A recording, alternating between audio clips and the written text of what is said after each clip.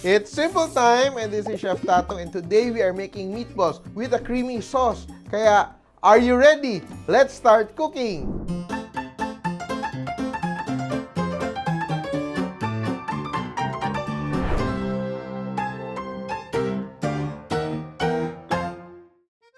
This recipe is part of our Simple Cookbook series where we try to make cooking as simple as ABC. So, and let us start with our meatballs. So, our meatballs are very easy. So, meron tayong breadcrumbs, and I just combine the breadcrumbs and the eggs. Yan. And just let it rest for a while. And also here, we will combine our meat. So, we have 1/4 kilo of ground beef from Fresh Options. And also 1/4 kilo of ground pork. So, that's a combination.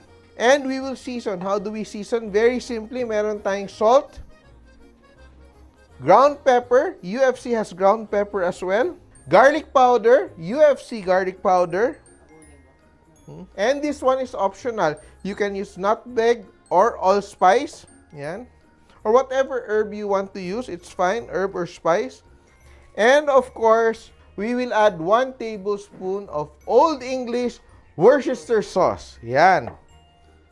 Just drizzle around. Very nice flavors combined. And we add 1 onion. So it's very easy. Just put everything together. And our breadcrumbs and our egg mixture. And of course, lagyan natin ng chopped parsley, which is also optional. So, a lot of people make meatballs, and pagluto nila, nangyayari, nagbe-break apart, no? Nagiging buhagag. It's not really about just the binders, yung egg, yung flour, yung cornstarch. It's also how you handle the meat. So, number 1, you should always make sure that your ground meat is chilled. Number 2, to make sure that it has an amount of salt, because salt is also a binder. And thirdly, you should mix it properly, no? So, I'm sure na sobrang malasa nitong ating meatballs. And let's just make our meatballs very easily. Yan. Look at that. No? And we drop into the hot oil. Just press. Look at that. Use your fingers to press out the meat from between your pointer finger and your thumb. And we just turn our meatballs. Look at, ang ganda ng kulay, and it's really holding shape.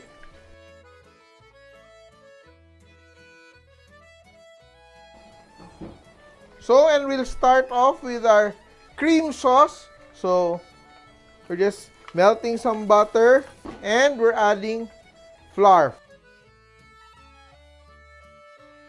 Very classic way of making a thickener, no? Itong paghalo ng harina at saka yung butter nicely. I will add beef or chicken stock. I'm using beef stock here. You have to add it little by little or else it's going to be lumpy, no, magbuo-buo siya. And I will add brandy. This is optional, guys. Yan, just add our brandy. You can let it catch fire. Yun, huwag kayong matakot. Flambe tawag dyan. Just to burn off the alcohol. Very smooth. And we add our cream. So we're just using all-purpose cream. Adding little by little. Make sure that everything dissolves. And our meatballs are done.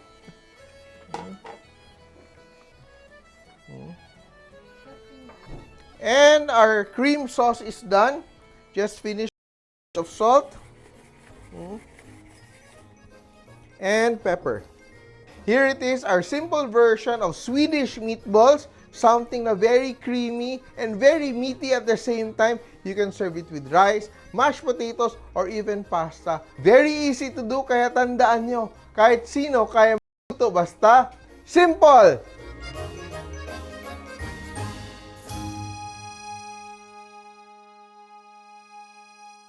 Simple.ph. Living made simple.